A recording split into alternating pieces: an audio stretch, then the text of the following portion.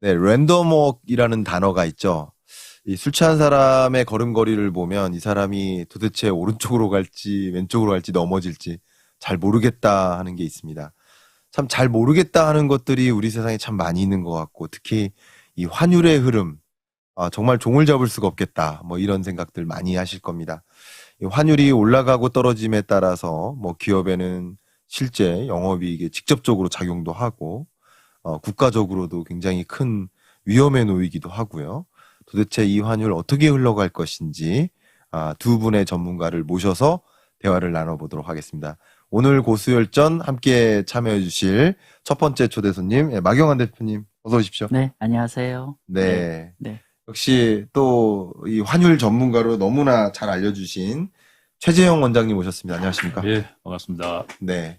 먼저 가볍게 두 분 자기소개 한번 부탁드려도 될까요? 워낙 잘 알고 계시겠지만 마경환 대표님부터. 예, 뭐 조그만 자문사를 운영하고 있는데 자문사는 이제 제가 매크로와 채권 전문 자문사를 하고 있습니다. 그리고 유튜브도 마찬가지로 저는 뭐 주식 얘기보다는 글로벌 매크로와 채권 투자 관련되어 있는 조그만 이제 유튜브도 운영하고 있는 중입니다. 네. 겸손하게 말씀 주셨는데 정말 종횡무진 활약하고 계시죠? 네, 역시 최 원장님께 자기소개 잠깐 부탁드려도 될까요? 예, 저는 기재부에서 좀 오래 일을 했습니다. 그 일하면서 거시경제 쪽에 일을 좀 했고요. 퇴직을 하고 나서는 국제금융센터 원장을 했습니다. 거기서 이제 환율 쪽을 많이 좀 다루면서 책도 하나 쓰고 여기 관심을 가지고 이제 좀 보고 있고요. 그 이후에는 지금은 그 3일 PwC 경영연구원이라고 거기서 이제 산업 쪽하고 이렇게 좀 다루고 있습니다. 그러시군요. 오늘 초청해 주셔서 감사드립니다. 네, 초대 응해 주셔서 너무나 감사합니다. 최재형 원장님을 사실 오늘 처음 뵌 줄 알았는데 자주 뵈는 얼굴 같다라고 생각했는데 그게 국제금융센터 홈페이지에서 뵌 것 같습니다. 원장님이셨어요. 제가 하루에 한 3번은 들어가 봅니다. 국제금융센터에. 네. 워낙 데이터가 잘 정리되어 있어서 그 출신이시군요. 역시 거시경제 두 분의 전문가를 모시고 고수열전 벌여보도록 하겠습니다. 제가 가볍게 이렇게 시작해 볼게요. 우리 환율을 주목해야 되는 이유. 원장님부터 한번 말씀 부탁드립니다. 환율이 왜 이렇게 중요한가? 환율도 돈의 가격이거든요. 네. 금리가 시간을 매개하는 돈의 가격이라 그러면 환율이 이제 국경, 공간을 이제 채워주는 돈의 가격인데 돈의 가격이라는 게 모든 데 영향을 미치잖아요. 그렇습니다. 근데 환율은 특히나 국경을 넘나드는 그런 거래는 모두 환율이 영향을 받죠. 영향을 받고 지금 보니까 우리나라 같은 경우에는 하루에 300억 달러 정도의 외환 거래가 있다 그럽니다. 1년으로 환산을 하면 8조 정도 되거든요. 8조 달러. 그럼 그게 GDP의 한 4배에서 5배 정도 되고 그 안에 무역 거래도 있고 외환 거래도 있고 하는데 그 모든 거래에 있어서 환율의 움직임이 손실과 이익을 다 주는 거죠. 그래서 사람들이 다 관심을 가지게 되는 게 아닌가. 그리고 국가 경제 전체적으로도 환율 자체가 그 나라의 위상을 대변하기 때문에 또 관심이 있고. 하여튼 그래서 환율이 뭐 뒤에 나오겠습니다만은 뭐 예측하기도 어렵지만 관심을 안 가질 수가 없는 그런 변수 중에 하나라고 생각합니다. 좋은 말씀 감사합니다. 마경환 대표님도 역시 다른 입장에서 역시 저희 원장님은 역시 엘리트 공무원이라서 출신이라서 그런 말씀 주시는데 저는 아까 환율 교수님이 원장님 딱 질문 주실 때 저는 저 질문을 저한테 주셨으면은 전 이렇게 할 생각이었는데 뭐냐면은 환율은 돈 버는 거에 절대적 영향을 미친다. 그건 직관적으로 얘기하면 돈을 주고 미친다는 건데 예를 들면 이런 거지 않습니까? 우리가 환율의 어떤 디렉션, 예를 들면 원화가 계속 약세로 갈 거다. 앞으로 원화가 강세로 갈 거에 따라서 우리가 국내 자산들, 주식이나 채권의 자산의 가격에 엄청나게 영향을 미칠 것이고 왜냐하면은 기본적으로 모든 금융자산은 건 수급에 영향을 미치는데 우리나라 금융자산, 채권, 주식시장에 굉장히 중요한 플레이어인 외국인 투자자들이 어떤 스탠스로 갈지에 대한 영향을 미치는 거기 때문에 일단 투자 자산이 굉장히 중요한 이슈고 두 번째로는 우리가 개인 투자자 입장에서 그런 환율의 방향에 따라서 우리가 투자의 시선을 글로벌로 갔을 때 국내로 갈 거냐 해외로 갈 거냐 이런 것들에 대한 전반적인 어떤 굉장히 중요한 바로메터 역할을 하는 게 아닌가 싶습니다. 네. 역시 투자 자문사에 계시니까 투자자 관점에서의 환율의 의미. 네. 그죠? 또 엘리트 공무원 출신이시니까 국가적인 관점에서 또 환율의 의미. 두 분 다 좋은 말씀 주셨는데, 뭐, 저도 이해를 돕도록 한 가지 더 첨언을 좀 드려보도록 하겠습니다. 제가 기업인들을 많이 만나고 있는데, 기업을 만나면 정말 뭐가 제일 궁금하세요? 이렇게 질문 먼저 청하고 강의를 시작하는데, 가장 먼저 주시는 질문 중에 세 번째 안에 꼭 들어가는 게 환율입니다. 그렇죠. 예. 왜냐면 기업 입장에서는 그냥 생사와 직격됩니다. 예를 들어서 우리나라 잘 알려져 있는 예를 들면 뭐 식료품 제조사다. 그러면 원자재를 사와야 된단 말이에요. 밀가루를 사와야 돼요. 밀가루를 환율이 높을 때 사올까? 환율이 좀 떨어졌을 때 사올까? 이것에 따라서 마진이 완전히 달라지는 거죠. 그것에 따라서 정말 기업의 생사도 달라지고, 그러니까 이 환율에 대해서 굉장히 민감하다고 볼 수 있겠죠. 그러니까 가계 투자자, 국가, 또 기업 그렇죠. 모두가 환율이 정말 중요하다. 이렇게 의견을 좀 들어볼까. 근데 마경환 대표님이 또 첨언하고 싶은 표정이 있으시죠? 아닙니다. 그러니까 예. 아까 지금 교수님 너무 좋은 지적을 했다는 게 실제로 제가 자문사에 기업 대표님들이 많이 오세요. 그래서 제가 채권 중심이다 보니까 법인 자금이라든지 물론 개인 자금도 있지만 법인 자금들을 이렇게 하는데 실제 그렇다는 걸. 그러니까 제가 또 실제로 나눠 보면은 그러니까 이제 특히나 사업하시는 분들이 그 회사 내에 예를 들면 그 대기업이라면은 기획실이라든지 전문가 팀이 있는데 실제 중소기업은 인력풀에 문제가 있기 때문에 근데 이 환율은 굉장히 어떻게 보면 종합예술 비슷한 고난도에 푸는 거기 때문에 사실 이분들이 너무 중요한데 네. 어드바이스 받을 데가 없다 보니까 실제로 그런 얘기를 좀 많이 나눴어. 제가 너무 공감이 가서 방금 맞습니다. 아, 네. 좋은 말씀 감사하고요. 자, 그러면 그 환율, 이렇게 중요하다고 볼 수 있는 그 환율에 대해서 지금 어디까지 왔고 앞으로 어떻게 갈 것인지를 좀 한번 조망해보는 두 분의 전문가가 다른 의견이 있어도 좋습니다. 다른 의견이 있을수록 좋은 거예요. 그래야 그런 시나리오일 때, 이런 시나리오일 때 그림을 그려볼 수 있으니까. 일단 지금까지 왔던 어떤 강달러의 흐름, 22년에 슈퍼 강달러, 그리고 24년에 다시 한번 또 초강달러, 이렇게 왔는데, 지금까지의 강달러가 전개된 배경, 어떤 것이 있다고 혹시 원장님 생각하십니까? 무엇보다도 금리죠. 네. 금리가 5% 수준을 뭐 1년 10개월 됐죠. 5점 인상한 것까지는. 네. 그리고 5.5%도 벌써 한 10개월 정도 유지를 하고 있는데 이렇게 됐을 경우에는 그 자본이 계속 그렇게 빨리 가지는 않습니다. 네. 빨리 가지는 않지만 모든 세계 환율이 한 번씩 레벨업이 되는 거죠. 레벨업이 돼가지고 조정이 되는 상태가 유지가 되는 거거든요. 네. 저희도 가만 보면은 금리가 오르는 그 2022년 3월이었죠. 그때부터 꾸준히 올랐어요. 꾸준히 올라가지고 그 예전에 저희가 그 환율의 평균을 좀 해보면 20년 정도의 기간을 쭉 해봐도 위기 기간을 제외하고는 1,100원대입니다. 평균이. 네. 근데 금리 올린 22년 이후의 평균을 따져보면 1,300원대거든요. 네. 그러니까 지금 예전에 이제 1,100원대 이렇게 자꾸 생각하시는 거로 생각하면은 상당히 이게 높은 수준인데 네. 지금의 그 금리 차를 생각해보면 이 레벨이 올라와 있는 게 사실은 맞는 거예요. 네. 맞는 거고. 근데 우리나라 그 환율이 조금 더 민감하게 움직입니다. 강달러가 됐을 때 조금 더 절하가 되고요. 약달러가 돼서 조금 더 강세를 하는 이렇게 지금 좀 되는 상태이기 때문에 이번에 이제 강달러 쪽에서는 환율이 좀 많이 좀 드는 거죠. 그러니까 달러 인덱스가 국제 가격으로 보면 달러에 그게 한 19년 이후에 한 8% 이상 뛰었더라고요. 근데 우리나라는 15% 이상 떨어졌어요. 사실은 8% 정도 떨어지는 게 맞는 거죠. 네. 이것도 많이 떨어지기 때문에 이제 걱정도 하고 하는데 저는 이번 사태를 좀 겪으면서 우리나라의 환율 시스템 자체가 조금 가격 조정 기능을 좀 발휘하고 있는 것 같은 느낌이 듭니다. 네. 예전 같으면 1,300원 견딜 수가 없었잖아요. 근데 지금 1,300원대가 거의 일상화되듯이 하는데도 불구하고 네. 경제가 그래도 지탱해 나가고 있는 상황이기 때문에 네.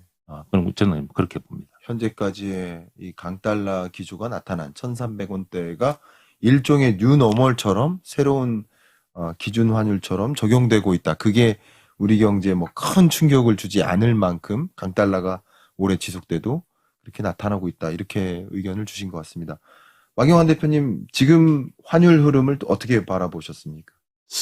뭐 그냥 현재 움직이는 게 저는 개인적으로는 한국의 아까 그 원장님 말씀하신 대로 우리나라 자체가 여타 우리가 그 비미국 진영 국가들 중에서는 가장 대만과 더불어 가장 오픈 소사이어티 경제 구조다 보니까 당연히 그 이런 환율에 더 민감하게 움직이는 건 당연한 것 같고, 그리고 저 그런 생각을 했었습니다. 예를 들면 이제 원장님께서 달러 지수가 8% 올라가는데 동반대 우리가 한 15% 정도 밀렸다고 했는데, 이제 저는 이제 그 정도가 저는 개인적으로는 시장이 합리적으로 프라이싱을 하고 있는 게 아닌가 개인적인 생각이 들어요. 네. 왜냐하면 첫 번째는 그러니까 달러 지수 자체가 보통 선진국 통화를 바스켓을 대상으로 하는 거기 때문에 선진국 통화 경제와 한국 경제는 엄연히 차이가 있을 것이고, 우리 여전히 뭐 부인하고 싶지만은 이머징 국가의 아직 일원이고 또 이들 나라보다는 훨 더 경제가 오픈되어 있는 구조이기 때문에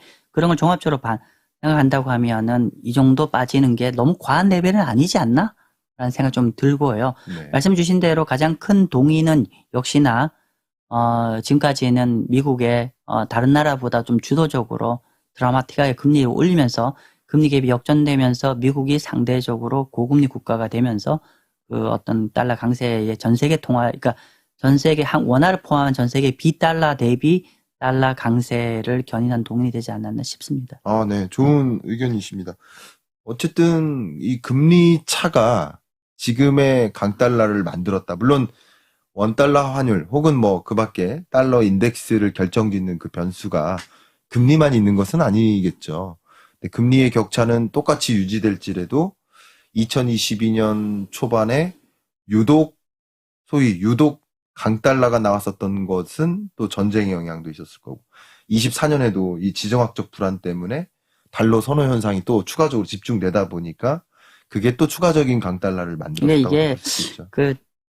좀 첨언하자면은 단순하게 이제 물론 이제 가장 중요한 키는 저는 이제 그 이자율 디퍼런스가 가장 중요하다고 생각하는데, 또 하나는 미국이 너무 잘해버려서 그렇죠. 경제 펀더멘탈 자체가 미국이 동구한 동안에 전 세계가 좀 이렇게 힘들어하는 구간에 너무나 좀 잘 가다 보니까 결국 경제 펀더멘탈의 차이가 결국은 통화의 차이를 만드는 거 아닌가 네. 싶은 생각이 좀 중요한 듭니다. 말씀 주신 네. 것 같습니다. 이렇게 여러 가지가 펀더멘탈도 지금 말씀드리려고 했는데, 펀더멘탈리 봤을 때 뭐 중국이나 홍콩 쪽이 너무나 취약하게 굴러가니까 그렇죠. 거기서 돈이 빠져나와서 미국으로 많이 흘러간 영향도 분명히 있을 거고, 지정학적 리스크도 있고, 거기에 이제 금리 격차까지 고루 작용했다고 볼 수 있겠습니다만, 여기서 그래도 이 달러 환율을 들여다보는 데 있어서 가장 중요한 것 한 가지가 금리 차니까, 그러면 향후 강달러 기조는 어떻게 될 것이고 그것을 결정짓는 금리는 어떻게 될 것인지 의견을 한번 여쭤보고 토론을 이어가 보도록 하겠습니다. 자, 그러면 금리에 대해서 여쭤볼게요. 5.5%까지 기준금리를 인상한 이 미국 연준은 언제까지 이 5.5%의 기준금리를 유지하다가 금리 인하를 처음 단행할 거라고 혹시 생각하십니까? 저는 이제 그 금리를 인하시키는 시기가 네. 시장이 좀 달렸다고 생각해요. 네. 그 시장의 기대와 통화정책 당국의 의지가 이게 지금 사실은 엇박자가 계속 났습니다. 네. 어떤 얘기냐면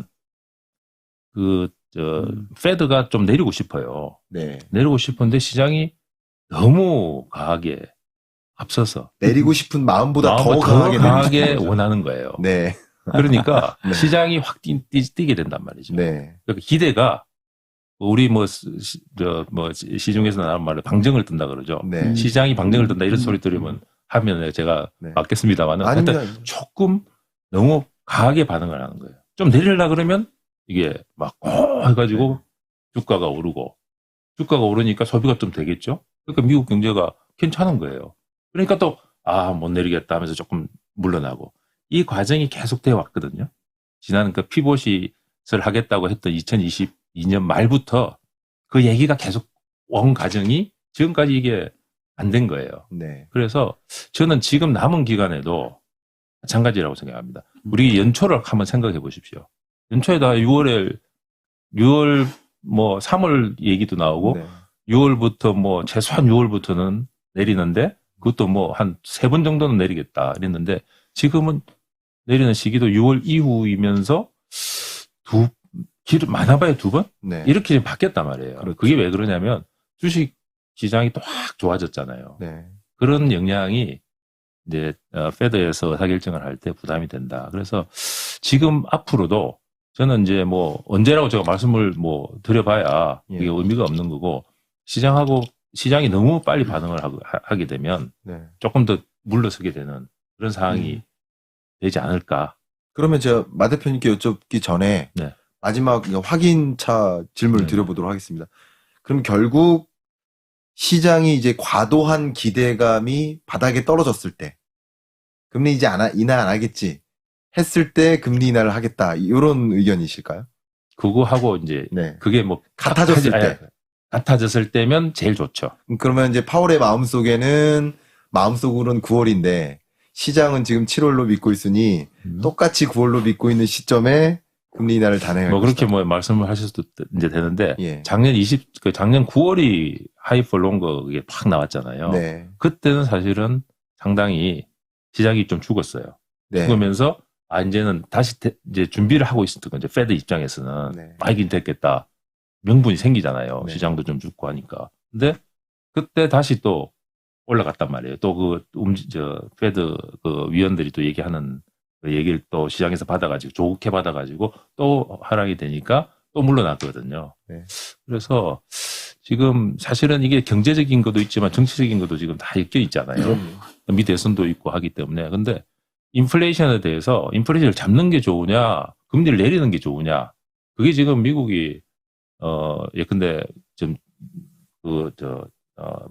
민주당 정부에서도 헷갈리는 거예요, 지금. 좋습니다. 예? 인플레이션을 금리를 좀 내려줬으면 좋겠는데, 그러다 보니까 인플레이션이 아직까지 계속 버티고 있으니, 네. 또 일반도, 시민들은 또 죽겠다 그러죠. 근데, 또 금리를 좀 내려주면서 또 뭔가 주식도 하락이 되고 뭐 좀 굉장히 되게 하고 싶은 생각도 있는데, 그 사이에서 갈등을 계속 하는 것 같아요.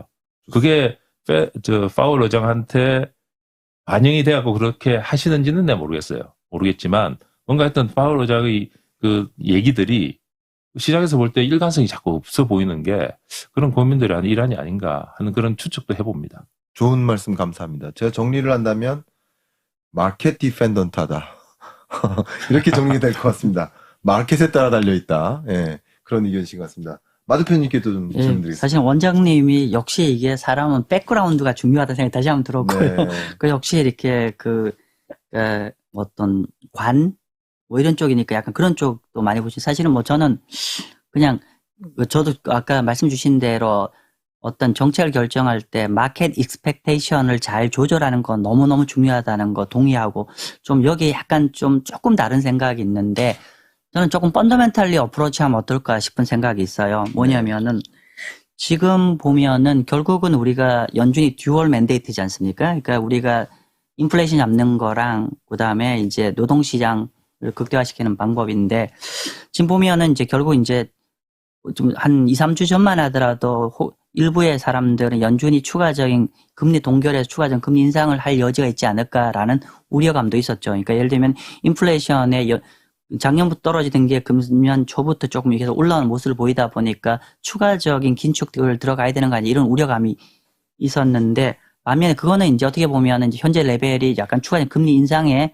룸을 준 반면에 반대편 사이드에 그 레이버 마켓은 사실 제가 보기엔 너무 클리어하게 지금 쿨링되고 있다고 저는 보여지거든요. 그러면 노동시장이 쿨링되는 거는 패드가 컷을 해야 되는 입장이고 그러면은 이제 그러니까 지금 시장에는 인플레이션과 레이버 마켓이 약간 프레셔가 양방으로 충돌하는 어떤 지점일 거라고 저는 현재 그래서 시장 금리가 그렇게 되고 현재 정책 금리 그 정도 레벨에 동결이 돼 있다고 보는데 근데 앞으로 본다고 했을 때 일단은 저는 아까 말씀드린 대로 레이버 마켓에서 좀 노동시장이 좀 쿨링되는 모습은 갈수록 긴축의 효과가 드러날 거기 때문에 더 색깔 더 진해질 것이고 반면에 인플레이션 부분은 뭐 여러 가지 얘기들이 있지만은 예를 들면은 미국의 인플레이션 같은 거에 우리가 코어 PC를 뜯어봤을 때 그 YOY 전년 동월 대비해서는 떨어지고 있지만은 이제 예를 들면은 전분기 대비해서는 아직 약간 올라가는 게 제일 걱정인데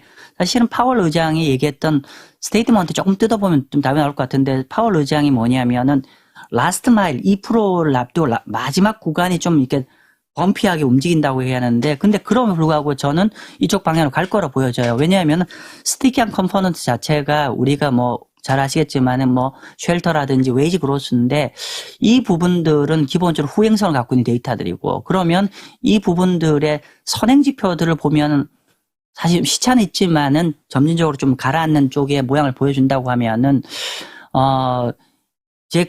그 그림 뭐냐면 이게 완전 2%로 수렴은 못하겠지만 현재보다는 조금 안정화되는 모습 그리고 노동시장은 약간 더 쿨링되는 모습이라고 하면은 저는 금리 인하를 할 것 같고요. 금리 인하가 저는 이제 제 나름대로 로드맵 이렇게 잡니다. 우리가 아까 지금 미 연준이 현재 그러니까 노동시장은 뭐 좀 이렇게 논외로 하고 제일 중요한 게 인플레이션 파트인데 인플레이션 파트가 지금 이제 그 3개월, 6개월 전 대비해서 쿨링되는, 그러니까 좀 스테이블라이즈 되는 것을 확인해야만이 파월 쪽에서 패드 컷을 하겠다고 얘기했고, 그러면 그거에 대한 타임라인을 저는 이제 적어도 좀 안정화되는 모습이 한 분기는 가야 될 것이고, 근데 다행히도 5월 초에 이제 하나 숫자가 좀 안정화된 모습이 보였고 그래서 앞으로 한 2주 정도 그러니까 2달 정도 이 모습의 패턴이 좀 더 프로그레스가 있다고 하면 한 분기가 담보가 되고 그러면은 그게 한 7월 정도에 금리 인하가 좀 이루어져야 되지 않을까. 왜냐하면은 아까 말씀드린 대로 정책적인 우려감이죠. 예를 들면 우리가 연준을 얘기할 때 지금 그 정책 그 실수, 에러, 미스테이크 뭐 이런 것들이 우려를 하는 거지 않습니까? 사실은 저는 이제 제 개인적으로 어떤 얘기를 할 때는 기본적으로 금년 한 6, 7월 정도에 그러니까 한 달, 안 한 달 떠나서 랜딩 기어를 그 정도는 랜딩 기어를 이제 내리기 시작해야만이 미국이 소프트 랜딩에 성공할 거라고 보여지거든요. 그러면 그런 모든 걸 봐서는 물가가 좀 완벽하게 안 잡히더라도 조금 안정화되는 모습 뭐 여러 가지를 봐서는 한 7월 정도가 될 것 같고 근데 만약에 요번 다음 달 6월 데이터가 요번에 안정된 게 다시 위로 범피하게 올라가면은 저는 이제 거기에 이제 9월로 이제 수년을 보는 거고 저는 기본 로드맵 그렇게 봅니다. 아, 네. 좋은 의견이십니다. 그러면 어쨌든 마 대표님은 7월 금리 인하 가능성이 좀 더 높고 네. 그게 아니라고 한다면 이제 9월이다. 예. 이렇게 의견을 주신 거고 그 의견의 백그라운드에는 어쨌든 인플레이션을 타겟에 맞추는 것이 연준의 목표이니까 타겟에 거의 준하는 지점, 인플레이션이 타겟에 거의 준하는 지점이 7월 FMC 회의 때까지는 오지 않겠느냐. 그러면 이제 6월 말에 발표된 5월 물가 상승률이 그러할 것이다라는 이제 그런 의견이라고 보실 수 있겠습니다. 그러니까 어떻게 보면 마경환 대표님은 7월 금리 인하에 조금 무게를 두시는 거고 아니면 9월. 그리고 우리 최 원장님 같은 경우는 뭐 특정할 수는 없지만 시장이 또 과한 기대가 좀 줄어들면 그런 지점에 금리 인하가 있을 수 있다. 이렇게 의견을 보십니다. 그러면 한 가지만 이렇게 여쭤보겠습니다. 원장님께 올해 연내 어느 즈음에는 금리 인하를 미국도 단행할 거라고 보십니까? 저는 단행할 거라고 봅니다. 아, 올해 연내. 올해 연내는. 자, 그러면 이제 금리 인하의 스탠스를 이제 그 정도로 가정하고 그러면 이제 다시 돌아와서 환율을 여쭙도록 하겠습니다. 두 분께. 자, 그러면은 물론 이제 지정학적 불안은 우리가 예견할 수 없고 갑자기 더 커질 수도 있고 완전히 완화될 수도 있으니까 그건 특정할 수 없고 그리고 거시경제 펀더멘털은 미국이나 한국이나 일본이나 지금과 비슷하게 유지될 거라고 보니까 지금으로선 제일 중요한 게 금리 인하 여부 그리고 금리 인하의 정도, 시점 이게 환율에 가장 중요한 영향을 미치는 변수라고 가정할 테니까 그렇게 한번 들여다보겠습니다. 마경환 대표님께 한번 여쭤볼게요. 환율의 흐름은 이제 어떻게 될 거라고 혹시 보고 계시는지요? 그러니까 저는 두 가지 방향으로 봐야 된다고 생각합니다. 그러니까 일단은 우리가 항상 이제 제가 보통 최근에 가장 많은 질문을 받는 게 예나 전망을 많이 전망을 받고 또 예나 전망 같은 경우는 극단적으로 양국가의 금리 차, 그러니까 일본과 미국의 금리 차 움직인 것처럼 한국도 어떻게 보면 그런 큰 범주의 해석이 될 텐데, 그럼 당연히 미국의 금리가 인하를 하게 되면은 뭐 당연히 일반적으로 강세로 가는데, 사실 강세로 갈 거라는데, 사실 따져보면은 과연 그럴까? 한국 그러면 이제 금리 갭이라는 게 금리 갭이 있을 텐데, 미국이 내리면 갭이 좀 줄지만 한국도 따라서 내릴 것이고, 그럼 금리 갭이 쉽게 안 좁혀질 여지가 있고, 네.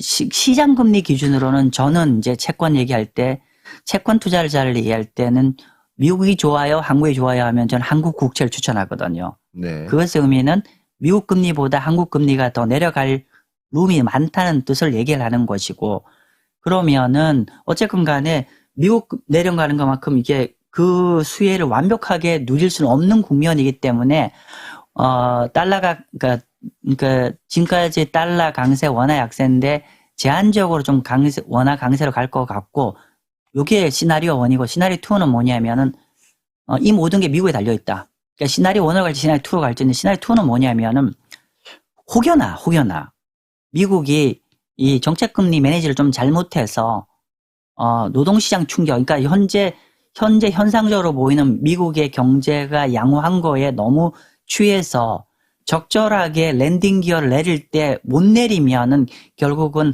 하드 랜딩 할 여지도 있다고 저는 봅니다. 특히나 노동시장 부분에서. 노동시장 그렇게 되면은 만약에 좀 리세션 방향으로, 물론 센 건 아니지만 마일드하게 리세션 갈 개연성도 존재를 하거든요. 그러면 그렇게 된다고 했을 때 원화가 강세로 못 돌아설 여지도 있지 않겠냐.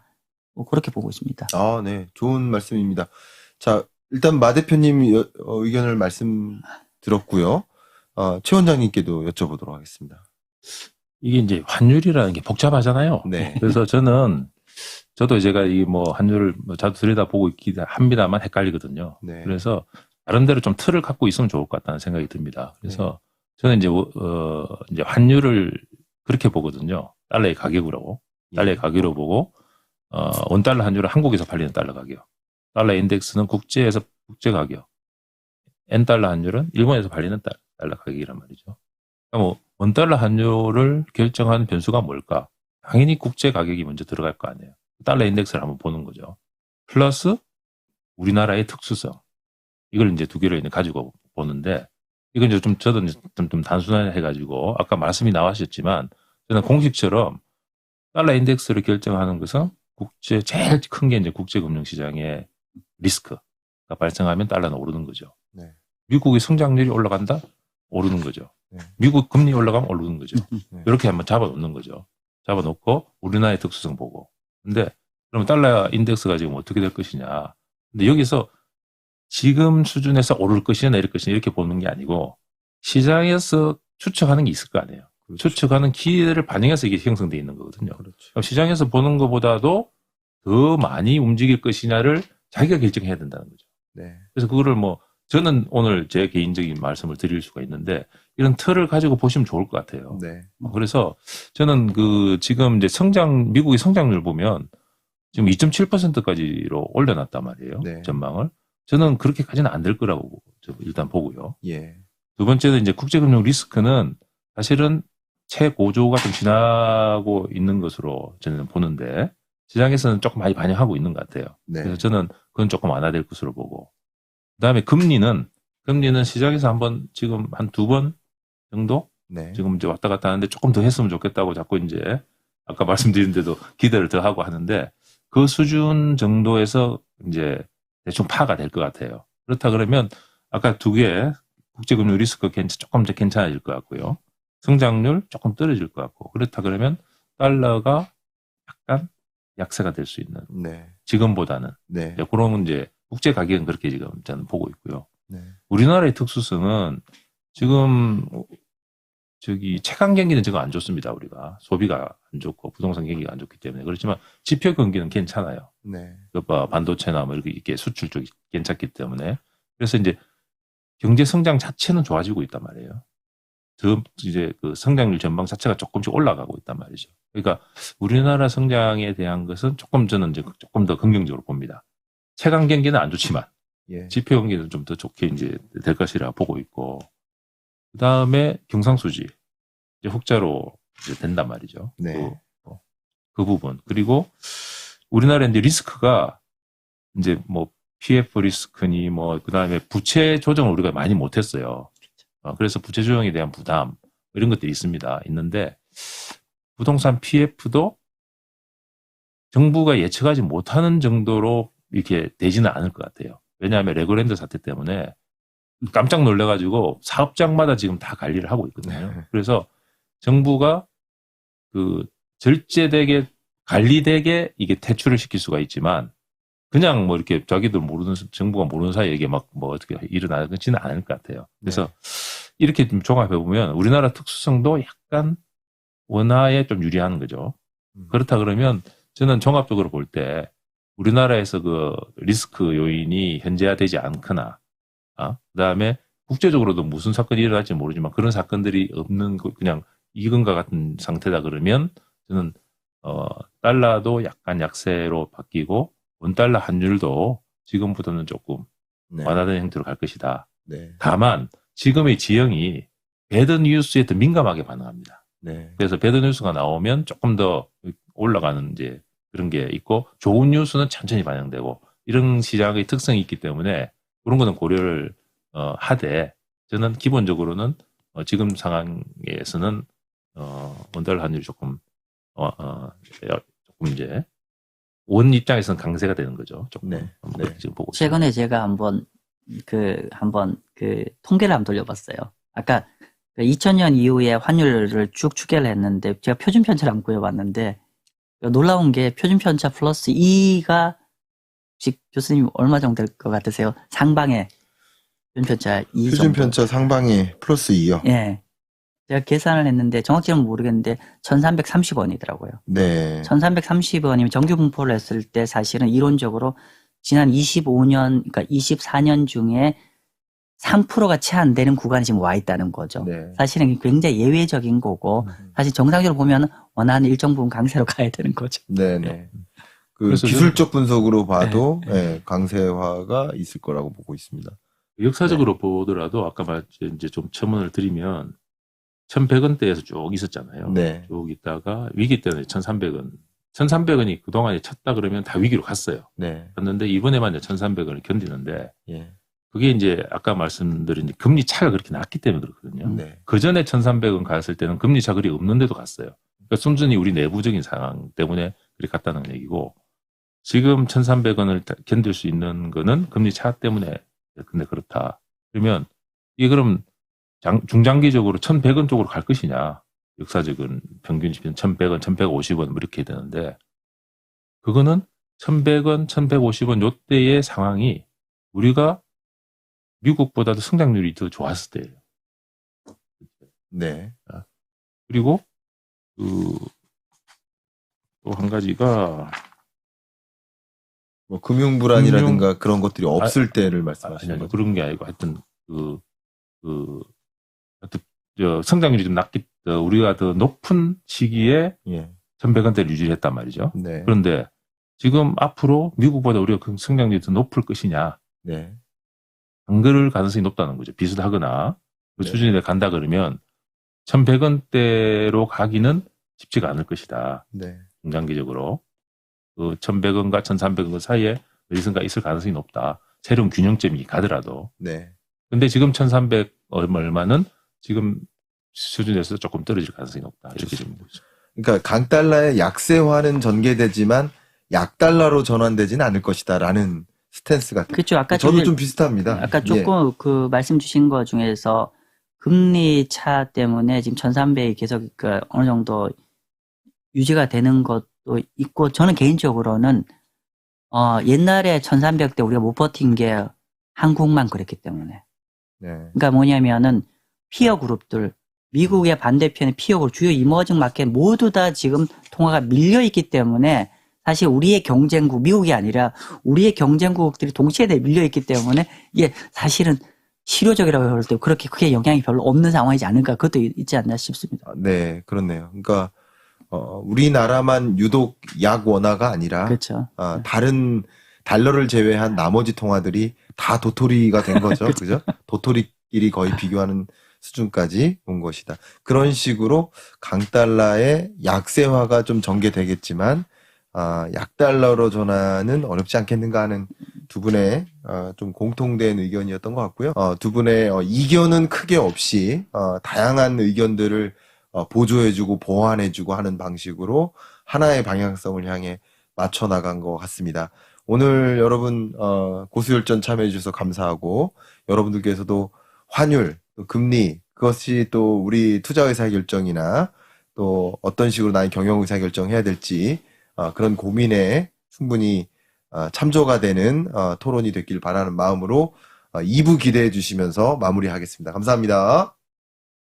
네, 여러분 안녕하세요. 고수열전 오늘 환율이 어떻게 전개되고 그 환율의 움직임에 따라서 따른 어떤 의사결정을 내릴지 투자 의사결정, 경영 의사결정, 뭐 국가의 정책적 의사결정 마찬가지입니다.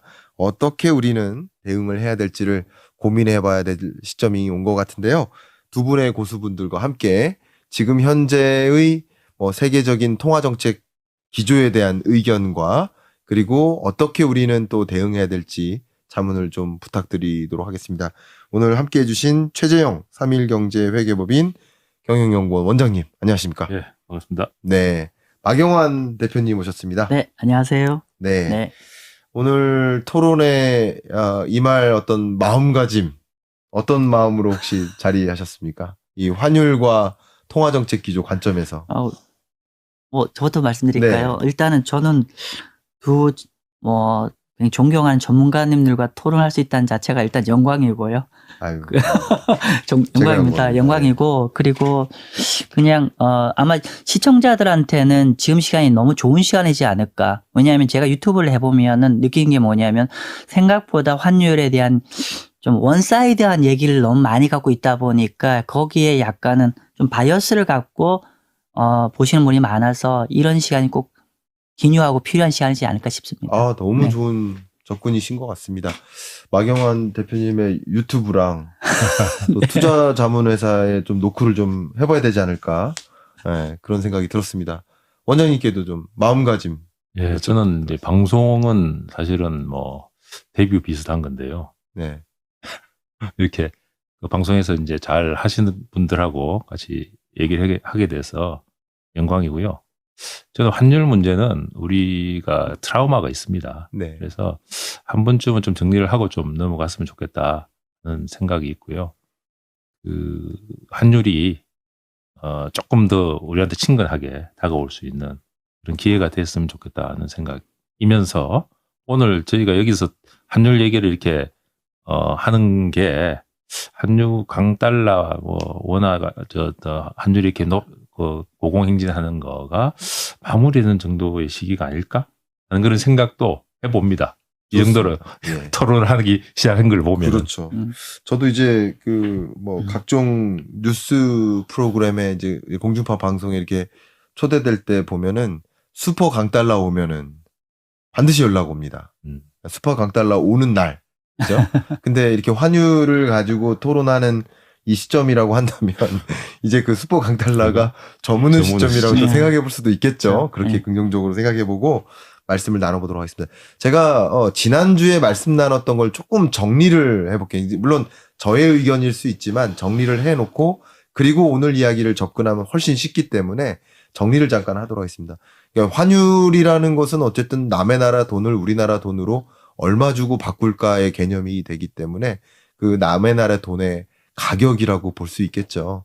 근데 가격을 결정짓는 변수가 너무너무 많은데 그걸 나름 수치화 이렇게 정례화 해본다면 기본적으로 양 국가 간의 금리 차가 영향을 줄 거라고 볼 수 있을 것 같고 그리고 금리 차를 무시하고도 정말 외재적인 충격이죠. 전쟁 같은 거 이런 지정학적 리스크가 불거지면 슈퍼 강달러가 다른 걸 다 무시하고 야기되는 경향이 있겠죠. 지정학적 리스크. 그리고 그 나머지 것들이 특별한 변화가 없다 그런다면 그 나라 경제의 펀더멘탈이 얼마나 견고한 것인가의 차이에 따라서 이쪽 나라로 돈이 이동할지 이쪽 나라로 돈이 이동할지를 결정하니까 그게 또 환율의 움직임을 보여주는 것 같다. 이 세 가지 틀에서 환율을 좀 보시면 좋겠다. 이런 의견을 좀 모았습니다. 근데 이 중에서 우리는 유독 나머지 변수는 그냥 같을 거라고 변화가 없을 거라고 전제하고 그림을 그려야 되는 상황이니만큼 금리에 좀 집중해서 말씀을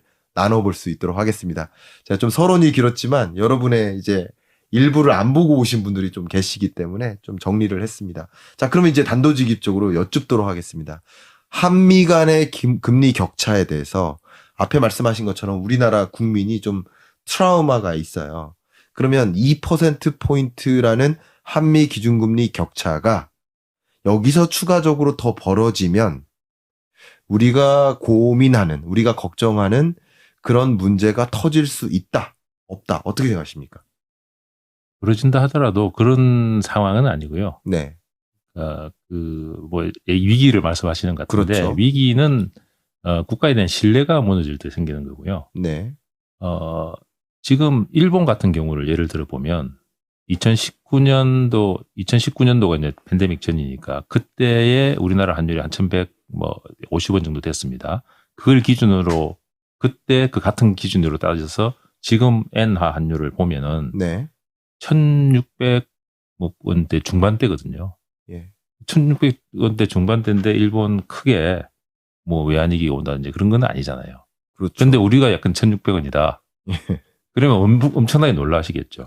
그런데 사실은 한 1년 전만 하더라도, 2년 전만 하더라도 1300원대 아주 공포의 대상이었죠. 1400원까지 가고 그랬으니까. 네.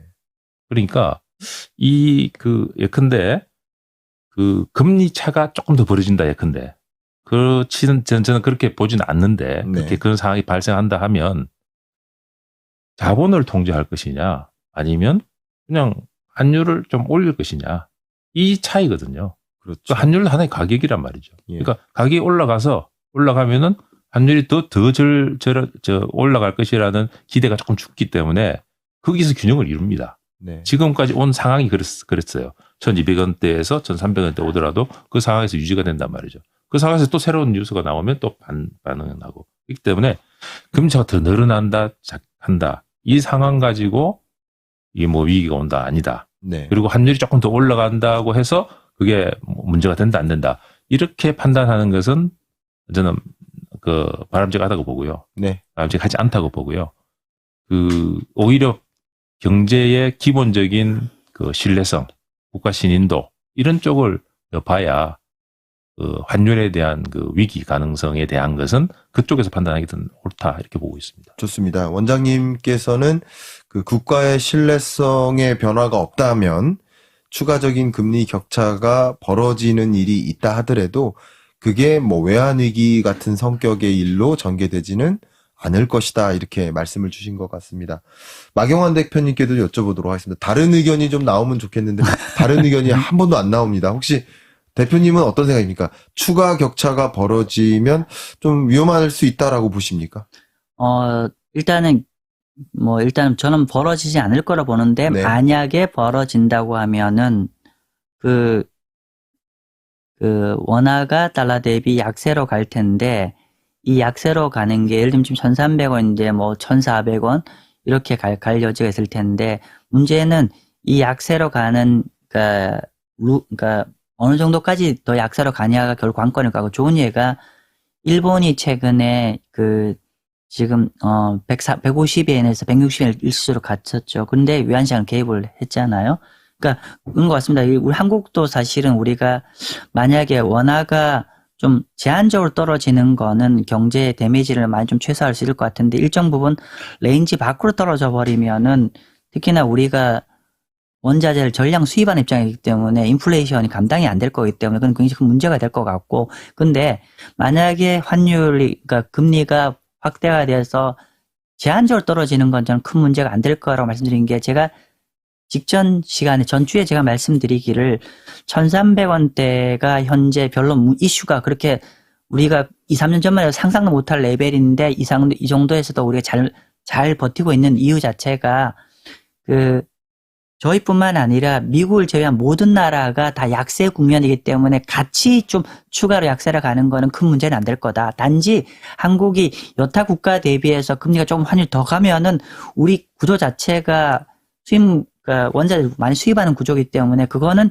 여러 가지 더 큰 문제가 야기되기 때문에 그 부분은 문제가 되겠지만 제한적으로 약세로 가는 거는 괜찮지 않을까 생각합니다. 아, 네. 네. 두 분 다 좋은 의견 감사하고요. 자, 그러면은 이제 한미 그린 기준금리 격차를 좁힐 수 있을까에 대한 의견을 좀 여쭤보려고 하는데요. 재밌게도 지금 말씀 나눈 그 달러 인덱스를 구성하는 나머지 소위 6대 기축통화라고 해야 될까요? 뭐, 일본 엔화라든가, 스위스 크로나라든가, 뭐, 유로존, 유로화라든가, 이런, 다른 통화의, 이 중앙은행에서의 기준금리 결정을 보니 다 미국보다 낮아요.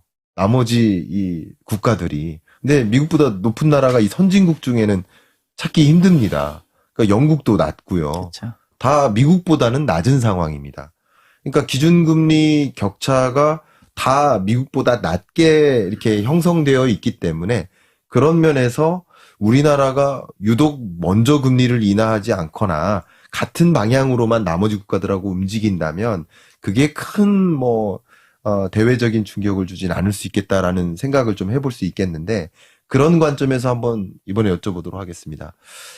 이번에는 전망이 아니라 우리나라의 거시경제 상황을 봤을 때 물가가 확실히 목표하는 수준에 왔습니다. 만약에 물가 상승률이 근원 물가, 소비자 물가 상승률이 2%에 정확히 왔고요.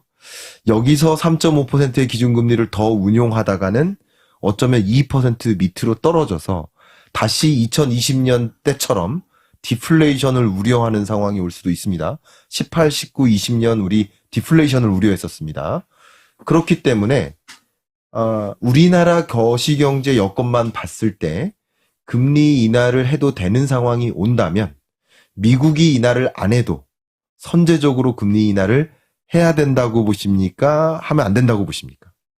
이거 좀 질문이 날카롭죠? 이게 뭐 시험 치는 것 같은데요?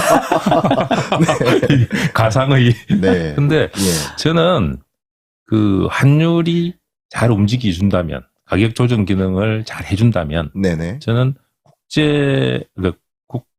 미국과의 금리 차에 신경을 쓰는 것보다는 국내의 경기 상황에 조금 더 관심을 가지는 게 더 맞다고 봅니다. 아, 좋습니다. 네. 그러니까 국내 내부적인 상황만 보면 금리 인하할 여건이 왔는데 네.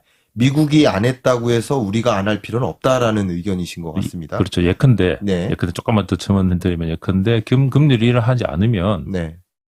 경제에 문제가 생길 정도로 지금 상황이다. 네. 그런데 금리를 인하하지 않고 버티고 있다 그러면 오히려 환율이 더 뜁니다. 그럴 수 있죠. 금리 차이 문제가 아니고 이제 신뢰도의 문제가 다른 생기기 요소들이 때문에 있으니까. 예. 그렇기 때문에 그 금리를 한번 이제 조정을 하게 되면 환율을 충분히 그냥 자유시장에 맞게 돈다 그러면 한 번 이게 뜁니다. 네. 한 번은 조정이 됩니다. 그렇지만 추세적으로 계속 되는 부분은 그 경제에 대한 신뢰거든요. 네. 이게 계속 환율이 오르겠구나 하면은 이제 그게 투기 세력이 붙어가지고 되는데 한번 뛰었다. 그러면 이게 이미 뛰었기 때문에 또 올라갈지 내려갈지 모르는 상황이면 이 사람들은 베팅을 안 하는 거죠. 그럼 그 수준에서 균형이 되는 거죠. 그러니까 그거를 우리가 믿으면 근데 다행히 지난 2년간 그 훈련이 좀 했다고 봅니다. 물론 네. 그 과정에서 힘드신 분도 혹시 있을 수도 있는데 왜냐하면 우리 한은의 이창재 총재님 말씀을 들어보면 초기에는 환율에 대한 얘기를 많이 하셨어요. 네. 좀 환율. 그런데 그 사이에 환율이 그래도 가격 조정을 했거든요. 하면서 크게 문제가 없으니까 지금은 환율 얘기가 조금 덜 하실 거예요. 그렇죠. 그러니까 조금 더 이제 금리 차가 너무 벌어지는 것은 이제 안 좋으니까 그게 신경 쓰고 국내 경제 문제에 대해서도 좀 들여다보는 여유가 생기고 물가 문제 신경 쓰고 아마 이렇게 지금 가는 것 같아요. 좋습니다. 같은 시험 문제로 시험을 치르셔야 됩니다. 예. 박영환 대표님 어떤 의견이십니까? 아까 조건을 주셨는데, 그러니까 말씀 주신 대로 우리가 환율을 얘기할 때 환율의 가장 큰 변수, 아까 지금 교수님 처음에 그 인트로 때 정리한 거 너무너무 공감을 하는 거고, 근데 네. 조금 그냥 심플하게 얘기를 하면 우리가 이제 어떤 외생적인 큰 이벤트는 우리가 예상할 수가 없으니까 빼고 나면은 결국은 금리 차와 양국 간의 펀더멘탈 차이인데, 지금 금리 차가 예를 들면 이제 금리 차에 대해서는 아까 지금 이게 한국의 어떤 이슈보다는 미국의 반대편의 일극이 움직이는 거기 때문에 상대적으로 이 나머지 통화 약세로 가는 게 크게 같이 가는 게 아니기 때문에 그렇다고 하면은 결국은 우리가 수출과 내수를 봤을 때 내수가 문제라고 했을 때 어떤 내부적인 어떤 펀더멘탈을 안정화시키고 다져야 되려면은 우리가 뭐 제가 최근에 어디 강의를 하려고 하다가 GDP 가계 부채 가처분 소득 저희가 부채 비율을 계산하다가 저 깜짝 놀랐습니다. 네. 미국 같은 경우는 2008년 이후에 리만 사태를 겪으면서 부채를 많이 써서 정말 이렇게 쫄딱 망하구나 경험을 한 다음부터는 물론 최근 한 1년은 약간 다시 증가를 했는데 지난 거의 한 10년 동안은 딜레버리징 계속 부채를 줄여왔는데 한국은 제가 깜짝 놀란 게 2003년부터 계산해 봤는데 단 한 번도 준 적이 없어요. 네. 단 한 번도 엄청나게 전 세계 뭐 주요 국가 중 가장 부채가 많은 수준이고 또 이게 그리고 이제 우리가 미국만 하더라도 고정금리가 그러니까 변동금리가 10%밖에 안 되는데 한국은 80% 넘는 상황이기 때문에 아마도 우리 국내적으로는 이 상대적 높은 금리가 어떤 그게 굉장히 축적되고 있는 것 같거든요. 네. 그렇다고 하면은 이 부분에 대해서 좀 이거에 숨을 돌리게 해주는 게 좀 필요하지 않을까? 네. 좀 그렇게 생각합니다. 아까 말씀하신 그 지표는 아마도 GDP 대비 가계부채 비율인 것 같고요. 우리나라는 그게 상대적으로 디레버리징 절차를 못 가졌기 때문에 높은 금리에 따른 압박을 많이 받고 있다. 네. 그렇기 때문에 우리나라 여건이 좀 조성이 된다면 역시 우리나라도 선제적인 금리 인하를 할 수 있는 것이다. 네. 라는 의견이신 것 같습니다. 예, 제가 갑자기 기억났습니다. 아까 네. GDP도 그런 심각한데, GDP 대비 부채도 심각한데, 제가 가처분 소득을 한번 계산해 네. 봤어요. 그런데 가처분 소득도 그 GDP 국가 부채, 그러니까 그거와 비슷한 레벨로 계속 늘었어요. 맞습니다. 그래서 좀 이게 양극화가 굉장히 심각한 상황인데, 이제 이렇게 금리가 높은 상황이니까 사실 제 주위에마다 지금 대출금 7%로 받고 있거든요. 네. 너무 힘들어하세요, 사실은. 맞습니다. 네. 예. 이게 되게 재미있게도 잠깐 첨언을 드린다면 가계부채 규모 면에서는 22년 연중에 한번 줄긴 줄었었거든요. 되게 특이한 일이 있었습니다. 연간 기준으로는 계속 늘다가 네. 22년에 금리 인상 막 할 때 그때 가계부채 규모 분기별로 줄긴 줄었었거든요. 근데 그 구간에 소득이나 GDP 규모의 감소 속도가 더 빨랐기 그렇죠. 때문에 그렇죠. 여전히 대비해서는 그렇죠. 올라갔었어요. 맞습니다.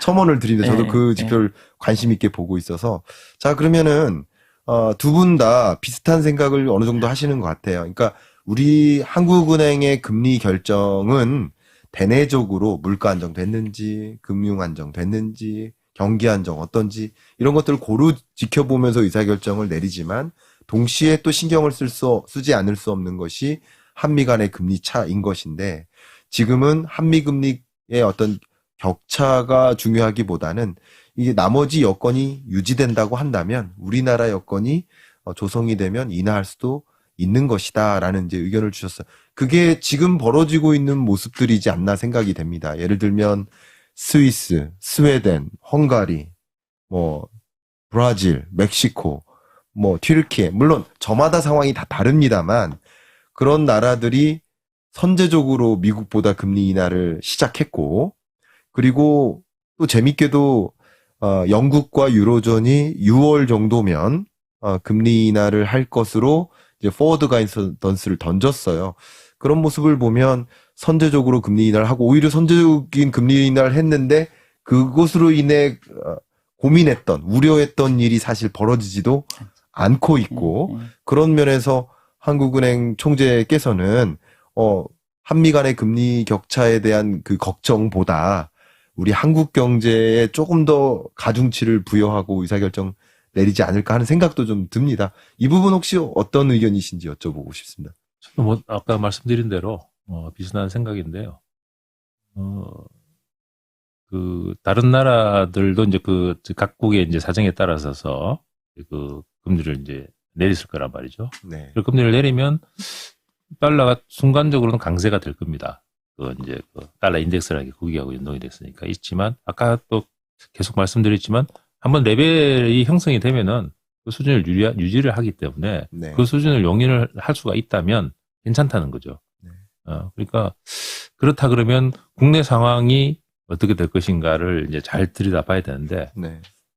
이거는 이 금리에 대해서 어떤 포지션을 갖고 있는지에 대해서에 따라서 다 다른 거죠.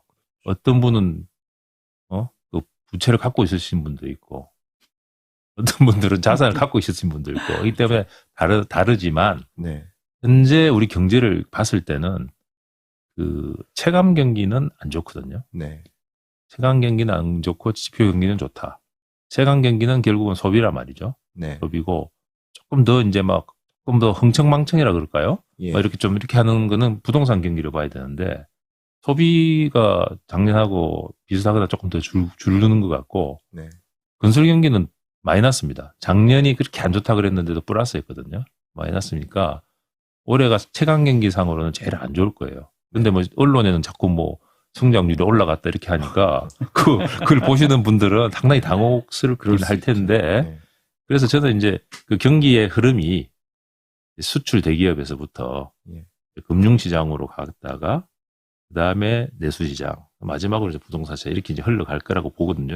잘 된다 그러면. 네. 그래서 올해가 마지막 그 금융시장까지의 그거라 보고 그다음에 내년부터 내수시장을 좀 넘어갔으면 하는 이제 바람이 있습니다. 네. 바람이 있는데 만약에 PF 같은 게 혹시라도 문제가 되면 수출 대기업에서 끝나버리는 거죠. 그렇죠. 그 금융시장 쪽으로도 이제 안 가버리게 되는데 네. 이제 그런 흐름으로 봤을 때는 굳이 지금 그 금리를 지금 바로 좀 떨어뜨려야 되는가 하는 것에 대해서는 거시경제적으로는 아니고 네. 체감하시는 분들한테는 맞고 그렇게. 그렇습니다. 지금. 네. 네. 예. 맞는 말씀이신 네. 것 같아요. 이게 금리가 이해관계가 첨예하게 걸려있기 때문에. 여담인데 채권 네. 투자자들은 제발 빨리 금리 인하를 해주길 바랍니다. 그렇죠. 네. 채권 투자자들은 빨리 파시게. 그렇죠. 예. 가격이 올라야 또 되니까. 부채를 짊어진 자는 금리 인하했으면 좋겠고 저축을 많이 갖고 계신 분은 금리 더 올렸으면 좋겠는 거죠. 네. 네. 근데 우리는 그것을 논하는 게 아니라 이 한국 경제 펀더멘털을 봤을 때 뭐가 맞는가에 대한 논의를 하고 있는 겁니다. 자, 그러면은 이제 전망으로 가겠습니다. 한국은행은 물론 이제 미국의 현재로서 우리의 결론은 선제적인 금리 인하는 좀 쉽지 않을 것이다. 라는 게 기본이고요. 선제적인 금리 인하는 쉽지 않을 테니 미국의 금리 인하 시점 이후에 금리 인하 여부를 결정할 것이다. 자, 그러면 마경환 대표님께서 지난 주에 말씀을 주셨듯이 미국이 먼저 7월 정도 혹은 9월 정도에 인하를 시작한다라고 생각을 하셨는데 그런 걸 전제로 했을 때 한국은행은 어떻게 금리 인하 결정을 내릴 것인지 생각을 여쭙겠습니다. 제가 하는 총재님 마음은 어떤지 잘 모르겠는데 네. 그냥 제가 지금 하는 총재라고 했을 때는 좀 부담을 덜 가지고 싶어요. 네. 그러니까 어쨌든 간에 연준이 전 세계의 어떤 경제와 금융시장의 좀 바로메타가 되는 입장에서 먼저 제가 개인적으로 먼저 선제적으로 의사결정을 했다가 어떤 예상치 못한 변수가 왔을 때 네. 불편할 수도 있을 거고 그렇죠. 일단은 미국이 먼저 움직이면은 한 다음 달 정도, 그 다음 달 정도 하느니 좀 금리 인하를 좀 시작하지 않을까라는 네. 개인적 견해를 갖고 있습니다. 네. 좋습니다. 네. 이 부분 한번 똑같이 여쭤보도록 네. 하겠습니다. 지금 이제 그 하는 내지는 이제 금융통화위원회죠. 금융통화위원회도 사람이 하다 보니까 지금 금리를 고정화되어 있는 게 1년이 넘었어요. 네. 1년하고 한 6개월 돼 가는 거죠. 그럴 정도로 아무 지금 그런 결정을 하시는 것까지도 상당히 고민해서 이제 열심히 이제 보고 하시겠지만 그런 이제 그게 있어요. 나름의. 그래서 저는 이런 가능성도 있다고 봅니다. 그러니까 미국의 금리 인하가 임박해 있다. 네. 라는, 우리 확률로 보면은 90% 이런 게 있잖아요. 그렇게 네. 나오는 그런 정도로 컨센서스가 돼 있다. 네. 그러면 조금 빨리 할 수도 있다고 봅니다. 그거보다는 빨리. 그 말씀은 곧, 예를 들어서, 예. 다음 달에 페드가 금리 인하할 거야라고 거의 확신을 갖고 믿고 있을 때 그렇다면 우리가 뭐 비슷하게나 먼저 할 수도 있는 것이다. 그렇죠. 잠깐은. 예, 저는 그렇게 생각합니다. 그렇게 그렇게 가능성도 있습니다. 그렇군요. 그 정도로 미국의 금리 인하의 스탠스랑 거의 발맞춰서 하려고 노력할 것이다. 네. 이런 뜻이겠네요.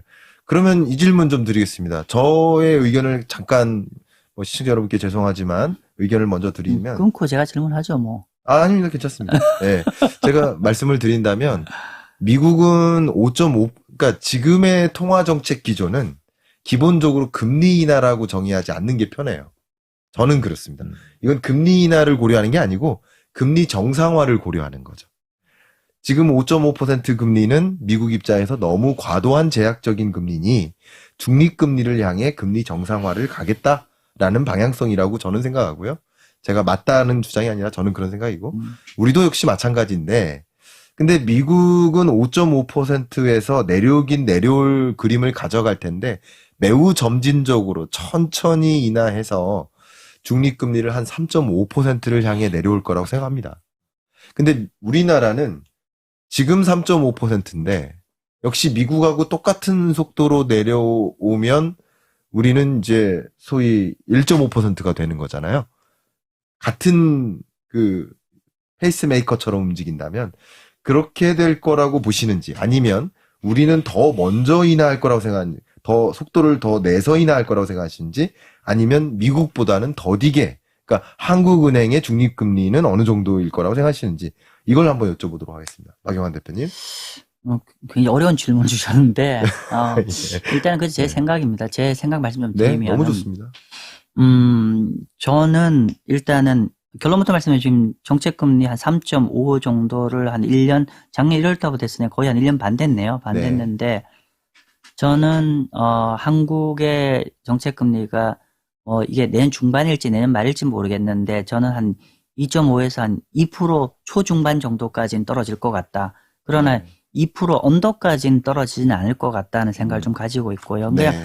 그러니까 우리가, 제가 그 재경부 출신 앞에서 말씀드리기 참 뭐한데 그냥 직관적으로 우리가 직관적으로 얘기하면은 결국은 이제 우리가 물론 이제 정책 금리를 시장 금리를 동일화시켜서 얘기하기는 어렵지만은 일반적으로 시장 금리는 기본적으로 잠재 성장률 실질 성장률 플러스 기대 인플레이션이고 그렇다고 하면은 만약에 미국과 동일하게 전제를 깔고 예를 들면 한 2% 정도로 수렴을 한다 가정을 한다고 하면은 그러면은 한국의 그 잠재 성장률이 예를 들면 정책 금리가 2% 언더로 간다는 건 한국 경제가 굉장히 좀 많이 슬로다운 한다는 건데 그 정도로 보는 관점은 아니기 때문에 네. 저는 이제 한 2%, 2.5에서 한 2%, 고 2% 초반 사이가 갈 것 같고, 네.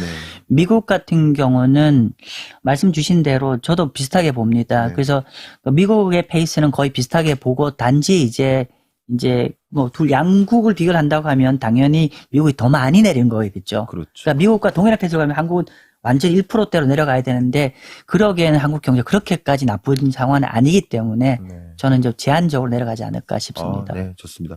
그럼 이제 막영환 대표님의 의견은 미국보다 더 가파르게 인하하기는 어렵다.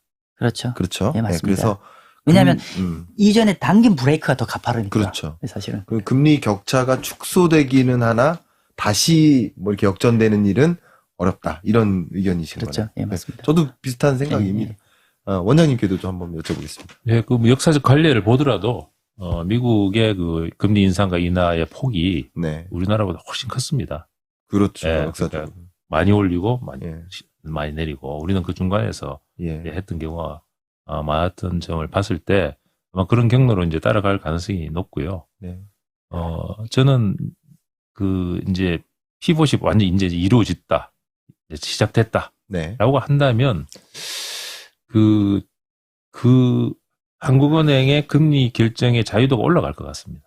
그때부터는. 네, 네. 그때부터는 미국과의 뭐 금리 격차 이런 거보다는 우리 내부 상황에 네, 대해서 그럼 금리를 어떻게 하는 게 좋을까 하는 쪽으로 갈 것 같아요. 맞아요. 그러니까 거기에 리스크 요인이 없어지는 거죠. 네, 이제는. 네. 그런 관점에서 이제 어느 시점에서 이제 움직일지는 모르나 네. 한번 이제 움직이게 되면 이제 그런 이제 될 것 같고요. 그래서 우리 경제 상황에 따라서 달라질 것 같고, 그리고 그 공교롭게도 네. 미국이 금리를 내리는 시점에, 네. 그러니까 한참 올렸다가 내리는 시점에 미국 경제가 안 좋았던 경우가 대부분이었습니다.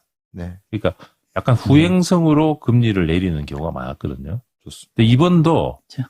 상당히 지금 끌었잖아요. 네. 끌어가지고 아까 우리 그 지난주에 말씀하셨죠. 그 노동시장이 안 좋은 그런 점들이 이제 지금 이미 반영되고 있는데도 불구하고 네. 금리를 안 내리고 있다가 밀려서 이제 내리게 됐을 경우에는 네. 경제의 여러 가지 고금리의 부작용들이 이제 현재화되는 정도의 시점에서 내릴 가능성이 높다는 거죠. 네. 그렇다 그러면 미국 경제가 이제 금리를 내리는 즈음에는 미국 경제 자체에 대한 관찰도 조금 더 이제 좀 세심하게 바라봐야 된다. 네. 이렇게 저는 생각합니다. 좋은 의견 주셨습니다. 제가 아까 대기 중에 원장님하고 대화를 하는데 제 24년 경제전망서를 꼼꼼히 보셨다고 하셨잖아요. 네. 작년에 그 경제전망서 책 제목을 정할 때 원래 그 앞에 뭔가를 붙이거든요. 아, 예.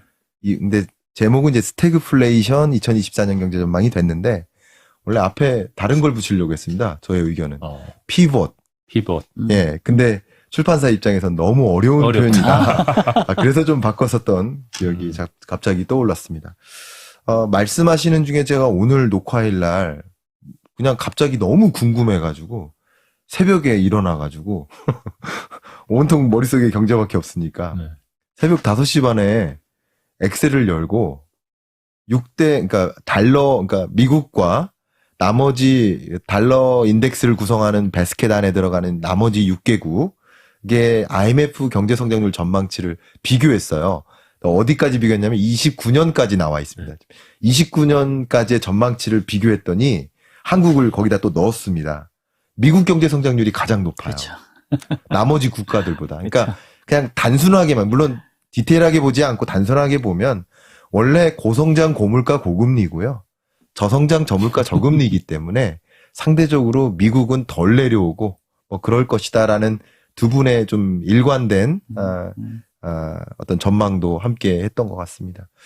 벌써 이제 시간이 30분 정도 경과했는데 이런 통화정책 기조를 감안하면 일부에서 구체적으로 말씀 나눴던 것처럼 강달러의 약세화는 다소 진전된다라는 공통된 좀 전망이 있었습니다.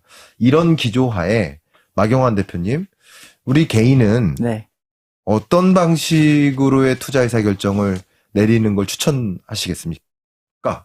아무래도 제가 채권 위주로 말씀을 드리니까, 네네. 그러니까 지금 현재 국내에서 미국 국채도 굉장히 많이 투자하고 국내 국채도 많이 투자를 하는데 사실은 이제 좀 여유가 있는 분이라고 하면은 미국과 한국에 저는 이제 가능하면 여유가 있는 분이면 커런시 포트폴리오. 네. 그러니까 원화 자산과 달러 자산 일정 부분 같은 바스켓을 양쪽을 가지고 각각 굴리는 투자하기를 권해드리고 네. 만약에 개인적으로 그럴 여유가 없다. 나는 하나만 해야 되는 입장이라고 했을 때 취사 선택을 해야 된다고 하면은 저는 가능한 원화의 한국 국채를 추천드리고 그렇게 보는 연유는 아까 말씀드린 대로 미국을 간다고 했을 때 한 리스크에 일정을 노출될 여지가 있고 두 번째로 한국 국채 자체가 미국보다 경제 아까 좀 방금 좋은 말씀 주셨는데 중장기적으로 저희가 미국 계속 밀릴 여지가 있죠. 네. 밀릴 여지가 있는 게 사실은 좀 아쉬운 그러니까 좀 우스운 얘기지만은 국채는 이론적으로 경제가 좀 안 좋은 게 웰컴이거든요. 이론적으로. 네. 네. 그러다 보니까 이제 아무래도 상대적으로 비교를 한다고 하면은 한국이 미국 국채보다는 훨씬 좀 매력적인 투자이지 않을까라는 생각이고 그리고 보통의 요즘 채권하시는 분들이 두 가지 어프로치를 많이 하십니다. 하나는 예금처럼 바이앤홀드 만기까지 보유 전략으로 요즘 예금보다 더 높거든요. 국채가. 예를 들면 10년짜리 같은 경우 3.5가 넘기 때문에 10년을 보유한다고 했을 때 확정으로 뭐 3.5가 확정이 되는 거지 않습니까? 근데 이것도 가능하지만은 근데 한국이 그러니까 우리가 매매하는 것도 고민해 봐야 되거든요. 그러니까 아까 향후에 금리를 인하하면은 시중금 내려가면 이제 채권을 팔면 가격이 매매 차익도 나오지만은 좀 제가 약간 바뀌었는데 만약에 한국 같은 경우 한국의 매력은 뭐냐면 트레이딩 관점 좋지만은 바이앤홀드도 너무 좋은 나라라는 거죠. 무슨 말이냐? 한국이 아까 교수님 말씀대로 저성장 저금리 국면으로 장기적으로 추세화가 된다고 했을 때 이론적으로 일본처럼 금리가 굉장히 내려갈 여지가 있고, 근데 현재 레벨에 이 금리를 확정을 짓는다면 우리가 10년에 20년간에 굉장히 상대적으로 높은 금리를 끌고 갈 수 있는 거기 때문에 여러모로 사실 미국 채권 갖고 이렇게 어프로치 하시면 안 되거든요. 그런데 한국은 그렇게 여러모로 국채를 가지고 할 수 있기 때문에 전 한국 국채 한번 다들 한번 시청자님들 고민해 봐 주시면 어떨까 싶습니다. 네, 말씀 감사합니다. 네. 마경환 대표님의 투자 의사결정에 관한 조언을 드리는 과정에서 최재형 원장님이 엄청 열심히 적고 계시더라고요. 농담이었습니다. 우리 지비투자자문 대표님으로서 여러분 채권 투자에 관심 있으신 분은 또 지비투자자문 참조해 보시면 어떨까 의견도 드리고, 또 마경환 대표님의 유튜브 채널도 함께 확인해 보시면 어떨까 의견을 좀 드려봅니다. 마지막으로 최재형 원장님께도 질문 드려보도록 하겠습니다. 일단은 관에 오래 계셨으니까 저는 그냥 이런 질문을 드려보겠습니다. 강달러의 약세화가 전개될 거라고 어느 정도 이제 가정할 수는 있겠지만, 중동 전쟁이라든가, 타이완 해협을 놓고 분쟁이 강하게 일어난다든가, 우리가 예상치 못할 어떤 리스크가 발생할 수 있을 겁니다. 그러면 다시 또 슈퍼 강달러가 올 수도 있는데, 그런 걸 배제할 수는 없으니까. 그럴 때 우리나라는 이런 외환시장 관리나 환율 방어를 위해서 어떻게 접근을 해야 된다고 조언해주고 싶은지 여쭙고 싶습니다. 저는 지금 아직까지는 강달러가 있는 시기고 아직 피벗이 안 이루어진 상태이기 때문에 네, 아직은 그 환율과 관련된 시장은 조심스러운 상황이거든요. 그렇죠. 아직은 이제 휘발유가 아직 남아 있는 상황입니다. 그래서 저는 정부가 이제 한국은행도 그렇고 이제 행정부도 마찬가지겠지만 실수를 하시면 안 될 것 같아요. 네, 특히 통화정책 쪽에서는 잘못했다가는 상당히 큰 파장이 아직은 있을 가능성이 높거든요. 예. 그리고 아까도 제가 말씀드렸습니다만 한율이 레벨이 올라가는 것 자체는 크게 문제가 안 되는데, 물론 실물 경제에 좀 영향이 있습니다만은 위기와 관련해서는 없지만 거기에 한쪽 쏠림 현상이 생기거나 기대가 쏠림 현상이 생기거나 급변동하는 경우에는 문제가 생길 수 있습니다. 네, 그거는 거의 흑자 도산 이런 게 있잖아요. 그런 식으로 문제가 될 수 있기 때문에 그 부분에 대한 관리는 손을 놓지 말고 잘 해야 되고, 그거를 막을 수 있는 방법이 국가 신인도입니다. 네, 저 나라는 환율 좀 올라가더라도 충분히 거기서 작동할 수 있어 네. 하는 그거거든요. 예. 그래서 다행히 지금 이제 우리 그 국가 신용 등급이 이제 거의 최상위 단계거든요. AA 지금 유지를 하고 있고, 그래서 그런 부분과 환율이 가격 기능을 잘 할 수 있는 그런 부분, 그리고 적절하게 급변동했을 경우에 조금 다독거려 줄 수 있는 이제 개입, 보이지 않는 개입, 이런 것들을 아직은 잘 해야 되는 네. 그런 단계가 아닌가 하고요. 아까 말씀드린 급변하는 그런 어떤 국제적인 상황이 생긴다. 네. 그럴 경우에는 상당히 힘들어지겠죠. 2008년 같은 그런 상황이 되는데, 그럴 경우에도 그동안에 외국인 투자자들이 우리를 보는 눈은, 우리가 한미 그 수합 협정도 한 2번을 했잖아요. 네. 미국에서 그냥 이제 그 대상에 넣어준 건데, 네. 그런 것을 봤기 때문에 함부로 우리나라 통화에 대해서 투기적인 그 투자를 하기가 힘든 게 있습니다. 네. 있기 때문에 그런 점들은 한미 공조 통화 정책에 있어서 한미 공조가 잘 된다는 뉘앙스. 네. 그런 점에서 지금 이제 이창용 총재님이 아주 네트워크 그쪽에 넓으시니까 네. 그런 점에서는 장점이에요. 네. 그러니까 그런 것들을 보여주는 것, 이런 것들을 이렇게 쭉 해 온다면 네. 이제 피봇이 되면 이제 그 부분에 있어서의 리스크는 좀 완화될 테니 그때까지는 조금 조심스럽게 다뤄 가야 될 것이다, 이렇게 좀 생각합니다. 네. 정책적 조언을 너무 훌륭하게 주셔서 금통위 위원 관심 있다라는 의견처럼 추천 좀 해주십시오. 추천드립니다. 방송에서 추천드립니다. 네, 두 분 말씀 감사하고요. 이렇게 1부, 2부에 걸쳐서 깊게 대화를 좀 나눠봤습니다. 제가 두 분이 그 어느 누구보다도 고수시라는 걸 알고 있기 때문에 그냥 뭐 질문지 다 배제하고 조금 난해한 질문들을 많이 드렸던 것 같습니다. 양해를 좀 부탁드리고 시청자 여러분들께는 정말 도움이 어디서도 듣지 못했던 대화를 나눈 것 같다 하는 생각을 좀 하셨기를 좀 바라는 마음인데요. 마지막으로 짧게 소감 말씀 여쭙도록 하겠습니다. 오늘 이렇게 토론 자리 가졌는데 마경환 대표님 어떤 느낌이십니까? 일단은 제가 CBS에 처음 출연해서 네. 신기합니다. 일단 신기하고 제가 네. 다른 방송에는 종종 출연했는데 CBS가 목동에 있는 거 사실 처음 알았네요. 네. 아무튼 뭐 그런데 일단은 그 말씀 주신 대로 CBS에 처음 온 것처럼 이런 사실은 조금은 뭐 큰 범주에서 같은 분야지만 좀 다른 생각을 갖고 있는 분하고 이렇게 어떤 특정한 주제에 대해서 얘기를 나눠본 적도 별 경험이 없는데 저 스스로도 그 말씀을 나누는 와중에 사실은 되게 좀 생각이 정리가 좀 잘 되었는 것 같고요. 그래서 아마 시청자님도 동일한 어떤 그런 시간을 가질 수 있는 좋은 시간이었지 않을까 싶습니다. 말씀 감사합니다.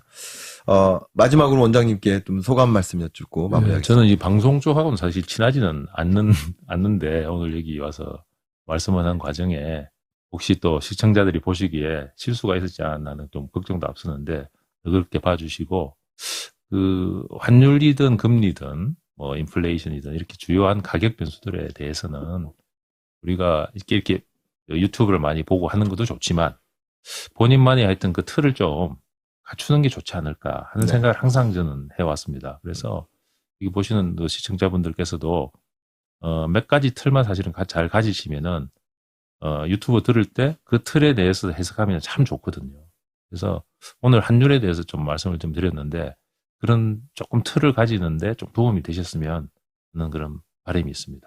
두 분 고수분들과 함께 하면서 아마 환율이라는 하나의 단어를 놓고 한 측면만을 보는 게 아니라 360도로 고루 들여다볼 수 있는 그런 시간이 되시지 않았을까 생각하고요.